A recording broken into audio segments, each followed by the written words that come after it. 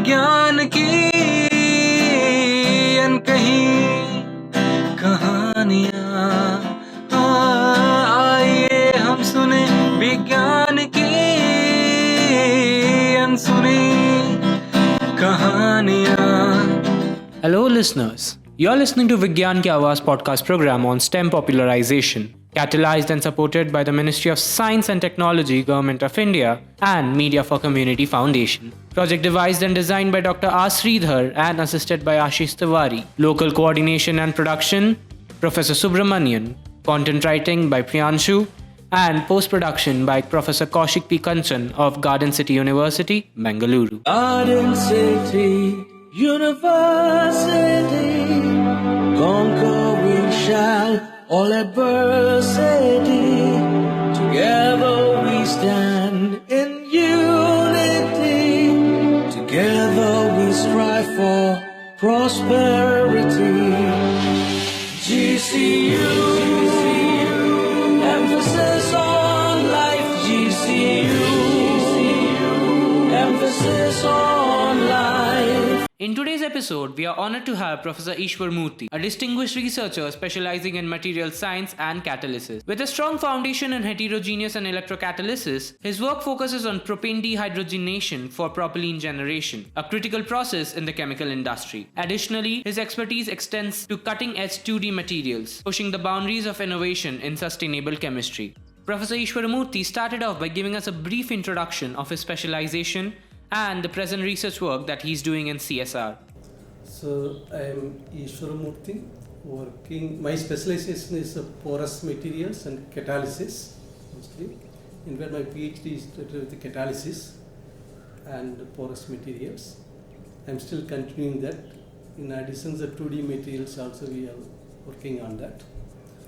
In catalysis there are two, one is heterogeneous catalysis and electrocatalysis. So in heterogeneous catalysis, we work on mostly dehydrogenation reaction, which is some small molecule like alkane dehydrogenation, particularly propane dehydrogenation to propylene. So propylene is one of the raw materials for the polypropylene industry. So that comes from the petroleum industries, the cracking reactions. So as a byproduct is propylene and ethylene. Nowadays, after the advent of that shale gas, so people trying to obtain propylene through that on-site dehydrogenation reaction from propane as an ingredient. The shale gas contains propane, so one can dehydrogenate directly and then get propylene. So that reaction which we are modifying the catalyst and then using it for the propylene reaction, thereby we can reduce the temperature at which the dehydrogenation is happening and also increase its lifetime, so it can work for more than a month or a year like that. So you have to increase that lifetime and also you have to look for a cheaper catalyst. So this is one area which heterogeneous catalysis we are working at. Another one is that hydrogen peroxide synthesis. Hydrogen peroxide is a clean oxidant, to say that. So the byproduct is water. So it's a very important reaction, and the only method to synthesize hydrogen peroxide at the industrial scale is that anthraquinone process. This is almost like 100 years, nearly 100 years old process, and it is not energy efficient. So it requires a multi-step reaction and produces a lot of waste, and then catalyst lifetime also goes down. And only problem with this one is that again you have to highly concentrate hydrogen peroxide, then you have to dilute it in different places and you have to transport it to different places for their use. So what right now people are trying to do is that make the hydrogen peroxide by direct combination of hydrogen and oxygen. So that is looking very simple because hydrogen and oxygen gives hydrogen peroxide. That is H2 plus O2 gives H2O2. But you can write it very simple way, but the reaction is not that simple, because always the hydrogen and oxygen try to go for that water kind of combustion reaction. Another important thing, hydrogen and oxygen is an explosive mixture. So how to get it, that simple synthesis, hydrogen, oxygen giving hydrogen peroxide. So there again, there are a lot of work going on nationally and internationally, and it's just a green process trying to get it. So we work on catalyst, some palladium-based catalyst to modify the electronic nature of the palladium by introducing different transition metals, and thereby you can give the high activity and selectivity towards hydrogen peroxide. Otherwise, it will lead to combustion leading to water.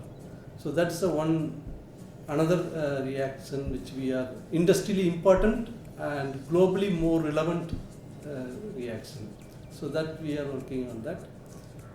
Another electrocatalyst side, we are working on water splitting, how to produce hydrogen from water. This is the future of the fuel, is the hydrogen. So in that way we wanted to split water and get hydrogen which can be used as a fuel.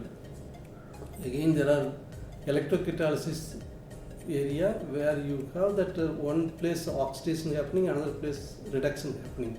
So in both cases, anode and cathode you will say, in both places you need a catalyst to do the reaction in an efficient way. So many materials people are trying it out, and there are challenges in it, that is called over potential, lifetime, and so many things is there in this one. Again, looks like splitting of water is simple, but it's not.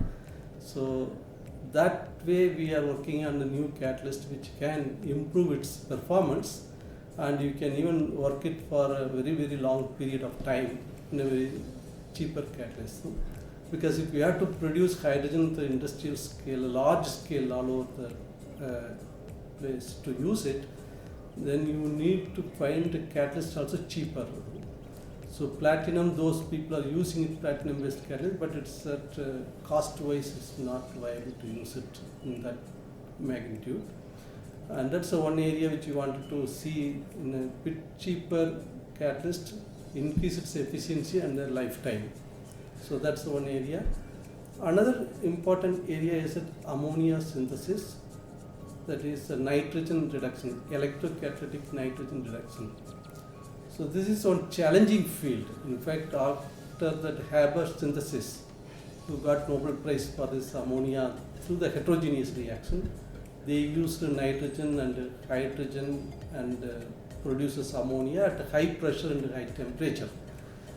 And that synthesis is still industrially the only synthesis still available in a large scale, so more than several million tons of ammonia produced annually. Only that process is still going on. So is that possible? On the other hand, there are bacteria which can synthesize, produce ammonia by just nitrogen fixation route. So nitrogen and hydrogen fixes and produces ammonia at room temperature and normal pressure. So is that any way where the electrocatalytic route we can produce ammonia? And again, this is a globally important problem, green process problem. And if you can do that electrocatalytic route, advantage is that nowadays there are a lot of improvement in getting that solar energy to convert into electrical energy, renewable energy in a way. So there are a lot of improvement achievements happen. So if that is cheaper, then electricity can be cheaper, thereby you can use it for a nitrogen reduction in presence of hydrogen. So hydrogen again you can bring it from water splitting. Okay? So both the cases you need energy, but you can get it from the renewable energy. So thereby you can make it more and more green. So that reaction again we are working at that nitrogen with hydrogen giving ammonia. So it's a challenging. We did not achieve any big breakthrough still. All over the world the same issue. So in aqueous medium there is a competitive reaction, hydrogen reduction, nitrogen reduction, how to overcome this problem. So that's an area of challenging area which may take longer time anything to look at it. But we are working on this problem also. Another one again, electrocatalytically can produce hydrogen peroxide. That's another important area. So whatever the reactions I am telling, it's very, very significant, important. Globally also many groups are working and also moving towards a green process. So these are the area which catalysis area we are working on. And one more, the porous materials, being porous in nature, we use it for many of the adsorption, removal, separation, all those applications we are using it. And other important things, nanomaterials, which we are using it for drug delivery. So our group has a good collaboration with the Professor Tapas Kundu in same institute in molecular biology and genetics unit. So we have nanomaterials, some of the what you call non-toxic nanomaterial to say that. So we use this as a carrier to deliver the molecule in the brain. So we were able to show that they are very effective in many delivering many important molecules to the brain, and also it shows that a positive effect in many neurodegenerative related diseases. And that we are of course patented, going for patent. In fact, we may even go for startup like that type of thing. But it's a very promising results, and it's a very good. That's where this here the interdisciplinary is very chemistry and biology working at that. So it's a very good collaboration we are having for last 15 years. We can say that we completed some 2-3 projects in that way. So it's a very good. Positive area, and it's also a very interesting area. We are feeling more satisfied that we are trying to attempt an important problem, because many times many drug molecules, they are very effective outside the brain. You do that, you show activity, but when you put it in the body, that there is a barrier, blood-brain barrier, they will say. So it's very difficult to cross any drug molecule to get into the brain. So that is where the carrier, the nanoparticle carrier helps. So we tack that molecule into that nanoparticle and send it to that brain. So it easily crosses the blood-brain barrier and do its function. So this is that another drug delivery aspect. And one more important area which we are working on, that in the porous materials for controlled release of chemochemicals. Controlled release, here we are using like many of that pheromones, insect trap, which affects many of those red palm weevil and other what you call something which is in a tomato. Also there are some insects and this kind of things. So how to remove that, how to trap them. So people are using insecticide, pesticides, all those methods. That's invariably everywhere. And another approach, people are trying to use the sachet that containing the pheromones, so that can be attracted the sexual, the way they will be getting attracted. This molecule attract that particular insect.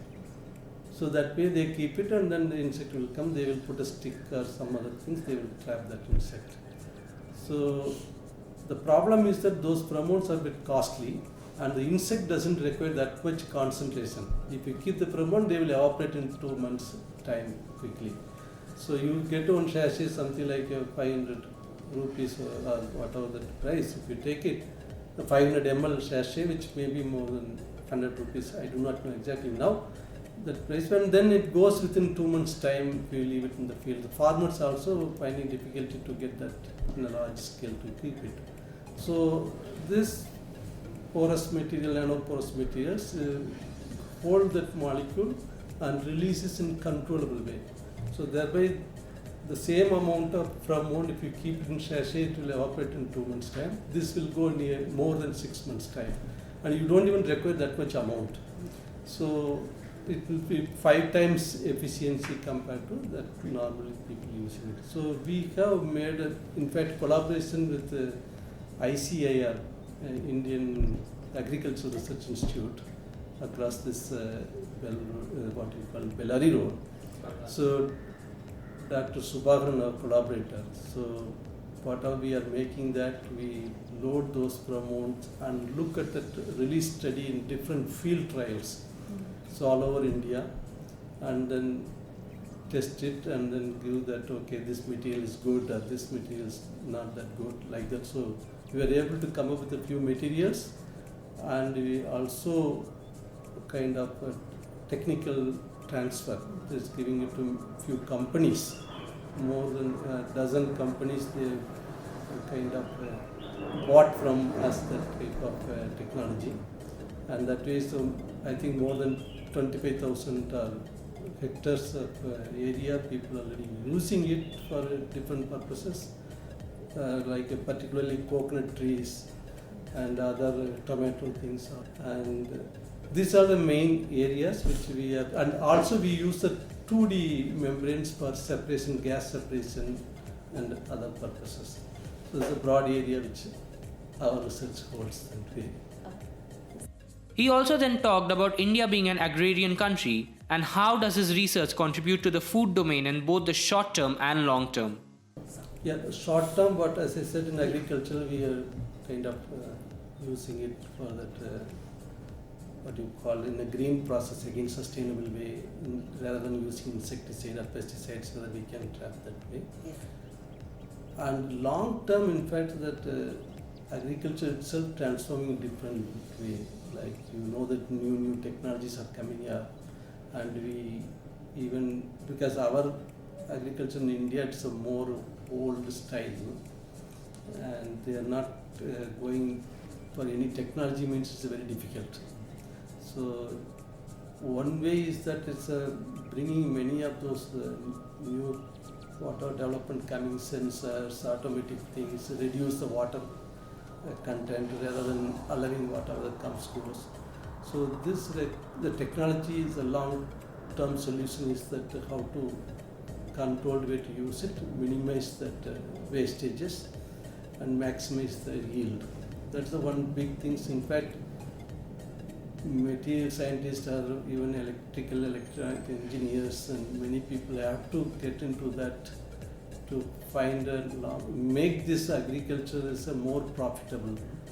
So that's a bit of, it may take another 20-30 years of plan one has to look at it, and that requires a bit more bringing the people in different domains and then work it out how it is possible. That's a long-term things. And again, another thing, if you want to do that in drug delivery and all those things, nowadays people are, okay, how to cure things even without going for surgery or something, a very specific place how to release a drug. The drug release in the brain, how to release it, same way, or in particular organ, how to selectively to send it, and how to release it whenever it's required, it can be released. For example, in insulin something, if you get inside, only when the sugar level increases, then the insulin things can be released. So how that can be controlled from outside itself. These are a bit longer term. People already, there are some developments coming up, but coming to the market, it may take some time. Professor Ishwaramurthy then talked about where India stands globally in the field of research, science and technology. If you want to be a developed countries, unless you promote and competitive way, you support the science and engineering, we will always developing country only. If you want to be a developed countries, you need to activate at least a tenfold increase in the budget, support, and kind of bringing the different domains together, and kind of whatever that the slow in the process, many process, how to streamline things. So it requires all these things in a conscious way to improve its function. There are, of course, we are better than many other countries, but you want to compare, okay, US, now China, what the level, we were together on time to compare India and China. Now China is going and beating all the European or American countries in scientific way. If you take it journals, any of this top ranking science, you will always see that from China, how many papers published. and what is the budget they are allocating and what we are getting it. Of course, we have some challenges. We need to. It's not like China. We can do everything, and it's also a concern. But any country, if you want to be a developed country, you have to keep it in mind. You need to spend. You have to bring that accountability, delivery, all those mission mode has to go. So that would be that. Right now we are still developing it. You were listening to Vigyan Ki Awaaz, a podcast on STEM popularization, catalyzed and supported by National Council for Science and Technology Communication, Government of India. Tune in for more such episodes to Vigyan Ki Awaaz on this platform and also through Spotify, YouTube and Apple Music platforms. आइए हम सुने विज्ञान की अनकही कहानियां।